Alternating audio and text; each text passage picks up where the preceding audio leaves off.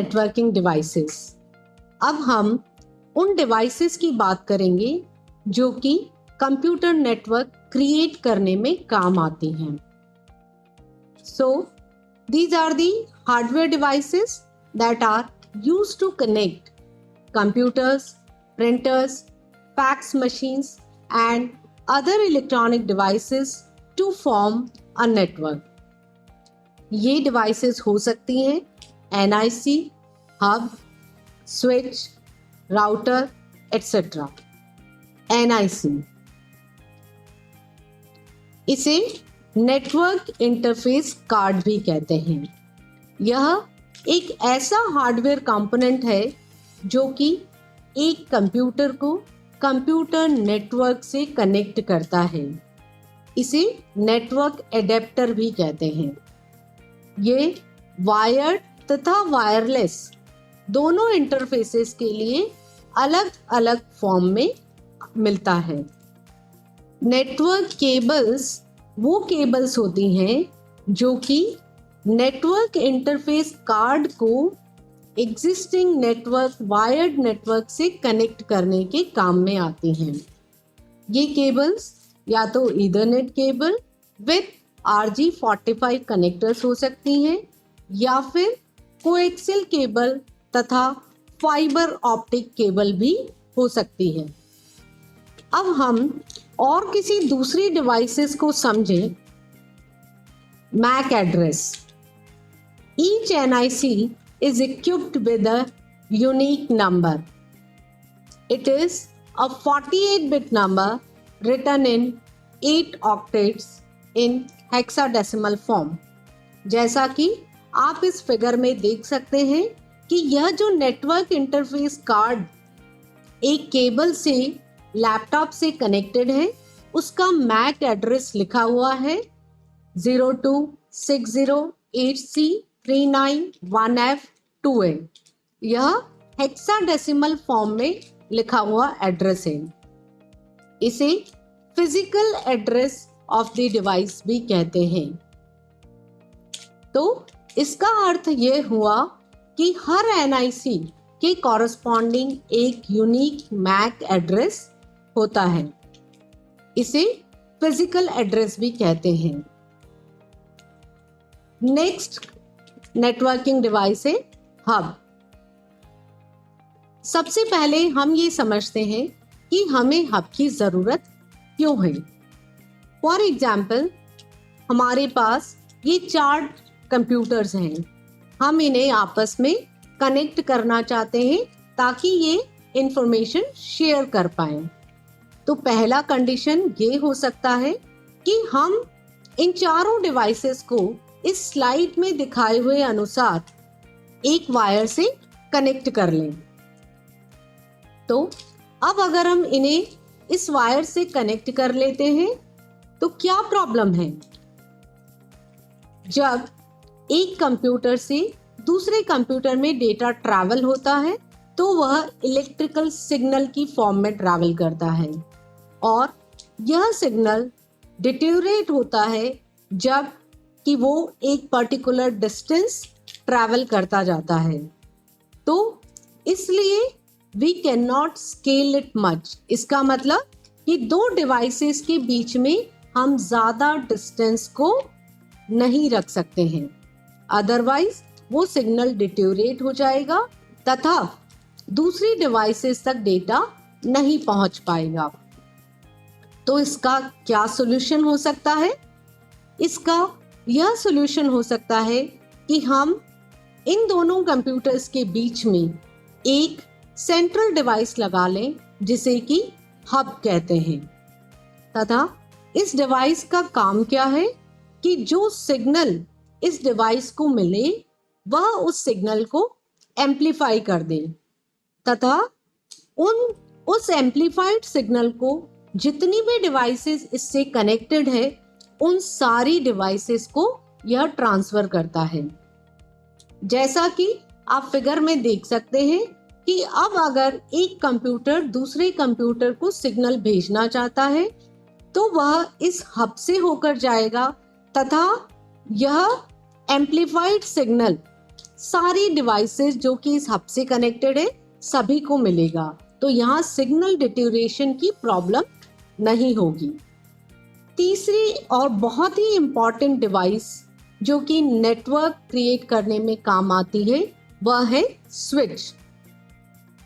It connects the devices of same network या same लैन की जो डिवाइसेस है उन्हें कनेक्ट करने के काम में आता है। यह ट्रांसमिट करता है पैकेट्स को एक कंप्यूटर से दूसरे कंप्यूटर में based upon the MAC address.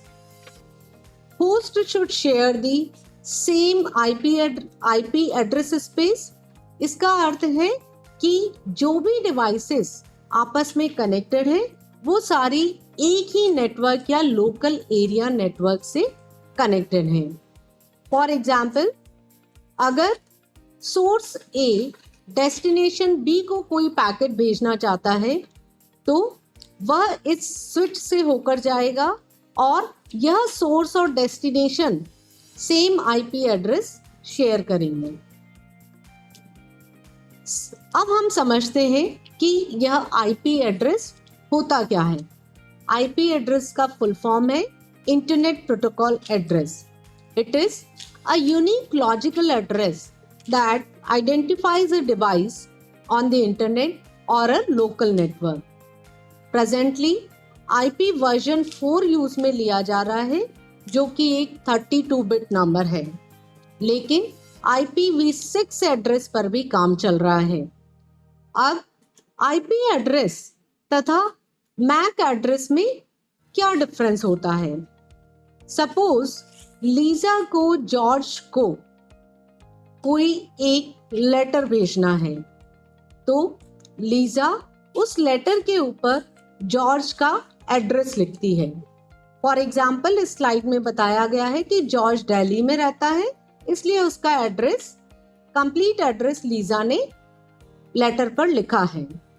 तो इस एड्रेस को हम कहते हैं लॉजिकल एड्रेस। और जब यह लेटर लेकर पोस्टमैन जॉर्ज के एक्चुअली दिल्ली स्थित घर पर इस लेटर को पोस्ट करता है तो वह एड्रेस मैक एड्रेस या फिजिकल एड्रेस कहलाता है। तो इसका अर्थ क्या है? IP address is a logical address while MAC address is a physical address. अब हमने कहा था कि जब हम स्विच काम में लेते हैं तो host should share the same IP address space.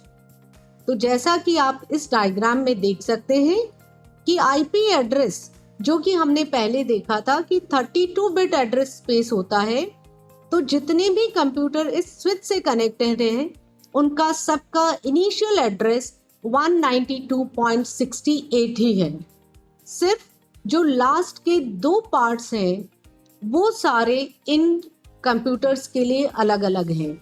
इसका मतलब है कि A, B, C, D ये जितने भी कंप्यूटर्स हैं ये सारे एक ही लोकल एरिया नेटवर्क का पार्ट हैं।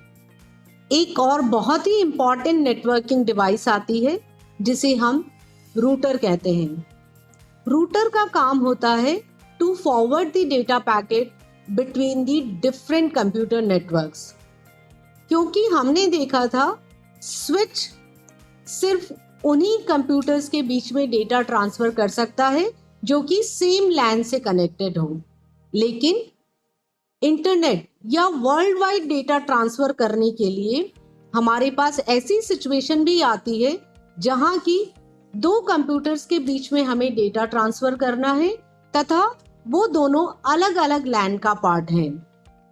जैसा कि आप इस फिगर में देख सकते हैं कि एक कंप्यूटर सपोज ए जो कि लैन 1 CAC डिपार्टमेंट का पार्ट है, अगर वो लैन 2 के कंप्यूटर ए जो कि ECE डिपार्टमेंट का पार्ट है वो पैकेट भेजना चाहता है तो उस केस में स्विच यूज में लेने से काम नहीं चलेगा और उसके लिए हमें यह एक्स्ट्रा डिवाइस रूटर को काम में लेना पड़ेगा। तो इस केस में डेटा किस तरीके से ट्रांसफर होगा? कंप्यूटर ए डेटा पहले स्विच पे भेजेगा, स्विच से यह डेटा रूटर पे जाएगा, रूटर लैन 2 के स्विच पर डेटा भेजेगा और इस स्विच से यह डेटा लैन 2 के कंप्यूटर ए पर ट्रांसफर होगा। तो रूटर का मेन काम क्या हुआ? That it decides the path the packet has to travel, कि किस पर्टिकुलर पाथ से, क्योंकि बहुत सारे राउटर्स और स्विचेस सोर्स और डेस्टिनेशन के बीच हो सकते हैं, तो राउटर डिसाइड करता है कि कौन सा पाथ पैकेट ट्रैवल करने के लिए लेगा। रूटर डिसाइड करता है कि अगर पैकेट को कंप्यूटर ए से कंप्यूटर बी में जाना है तो वह पैकेट किस पाथ से होकर जाएगा।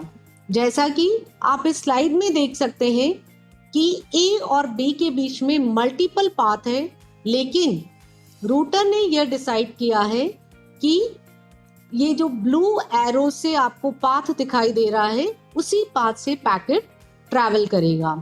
तो हम ये कह सकते हैं कि राउटर के दो काम हैं। पहला, पाथ डिसाइड करना between the source and the destination, तथा दूसरा, एक्चुअल पैकेट ट्रांसफर करना between the source and the destination.